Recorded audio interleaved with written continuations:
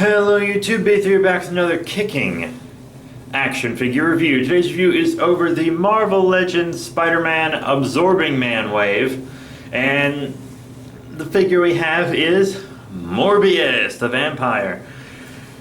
Yeah, so I've been wanting a Morbius figure for a very, very long time actually. The first Spider-Man comic I ever read, which was also the first comic I ever read, was a reprint of Morbius' origin story. So I really have one on Morbius. I think I had like an older, kind of like kids' toy Morbius back in the day, but hard to remember. But I'm pretty sure I did. I think I had this big Spider-Man set. But now I got this guy, and I like him. You know, I don't have the Toy Biz to compare him to or anything, but I think this guy, in his own right, is a pretty cool figure. So yeah, we're just gonna zoom out a smidgen and take a look at Morbius here. Pretty cool figure. I felt lucky when I found him because normally it takes forever for Marvel Legends to get to my area, and I could have the whole Captain America Red Onslaught wave right now if I wanted, but I don't want any of the figures in that wave, thank God.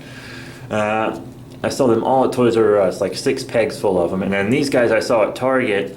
I only saw this guy, Jack-o'-lantern, and frickin' Ben Reilly Spider-Man, but the Spider-Man was all messed up, so I didn't get him. I'll wait till I find a better one. But yeah, so this is Morbius. He comes with 2 different capes, which I thought was pretty cool. It comes with just like this regular cape, which is, you know, red on the other side, and then this kind of flying cape.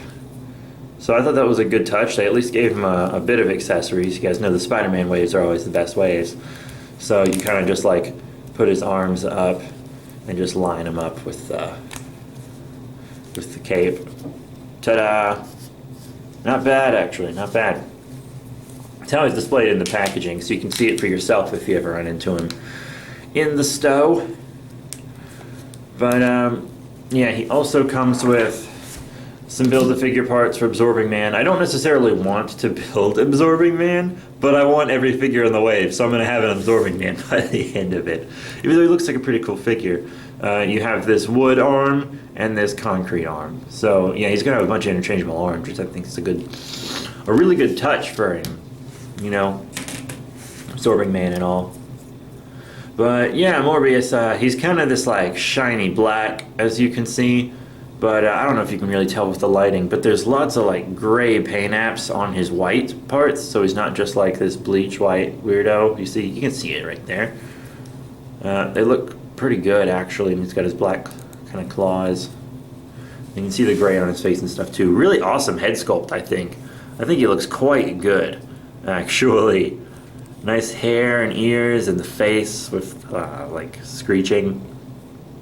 I think he looks good, and I like his collar. Doesn't, you know, hinder articulation too much because the hair already hinders articulation. So you couldn't have his head all the way back even if he didn't have the collar. But the collar's more accurate, so there you go. He's got, you know, the red band there, his bucket cap legs or whatever. But yeah, you know, I think he looks cool. So no articulation, you know, the head goes up, down, you get some side to side and a little bit of wobble. Ab crunch forward, back, really good right there. Up and down on the arms, forward and back on the arms. You get the bicep swivel, double elbow bend, as well as a rotation on the hands, and forward and back on the wrists. So that's real nice. And then you have a waist swivel, of course. In and out on the legs, not terribly much, but it's not like you really need Morbius to do the splits anyways. And you got forward and back on the leg. You have a thigh swivel right there. You just have that little white stuff on the back. But if you're like really concerned with it, you can just put a Sharpie over it or something. It doesn't really matter. I might want to sell him one day, so I'm trying not to alter him or anything. I don't know. I just want to be able to prove he's not a bootleg, you know what I mean? And then a knee bend right there, double knee bend, of course. Not thigh swivel. But yeah, you got like the boot swivel, and then up and down on the foot, and of course the ankle pivot we all know and love. And then there's peg holes, obviously. But yeah, so that's, you know, really the gist of the Morbius figure. Now let's get into some size comparisons. Alright, so first up we have him with some other Marvel Legends. Here on the left, you have the Marvel Legends series Jack-o'-lantern from the same wave as him, and then on the right, the Infinite series Pizza Spider-Man. from an earlier Spider-Man wave. It seems like the Spider-Man waves are their own series now because they're listed and marketed differently. So that's why we get a Spider-Man wave alongside every Marvel Legend wave, because Spider-Man seems to be a different line now, technically. Which is fine by me because the Spider-Man ones are really the main ones I collect. But yeah, you know, I think he scales well with both these guys. And here's just some other Hasbro figures. Here on the left we have one of the movie Marvel Legends. It's our movie Ant-Man, who I have reviewed, by the way. The same goes for this Iron Man 3 Ultron, who's a slightly older Marvel Legend, not too terribly old, but yeah, just a little older. And you know, I think he scales fine with both these figures as well. And then here are some figures from companies other than Hasbro. Here on the left we have Toy Biz Carnage, and then here on the right, the Diamond Select Marvel Select Venom.